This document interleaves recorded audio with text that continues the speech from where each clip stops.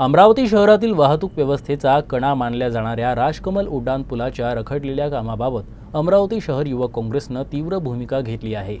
सार्वजनिक बांधकाम विभाग व रेल्वे विभागानं उड्डाणपुलाच्या कामासंदर्भात आतापर्यंत काय कारवाई केली आहे याचा तातडीनं सार्वजनिक खुलासा करावा अशी मागणी युवक काँग्रेसनं निवेदनाद्वारे केली आहे। युवक काँग्रेसचे अध्यक्ष वैभव देशमुख यांच्या नेतृत्वाखाली दिलेल्या निवेदनात नमूद करण्यात आलं आहे की राजकमल उड्डाणपूल पूर्णपणे बंद केल्यामुळे शहराची वाहतूक व्यवस्था पूर्णतः कोलमडली आहे।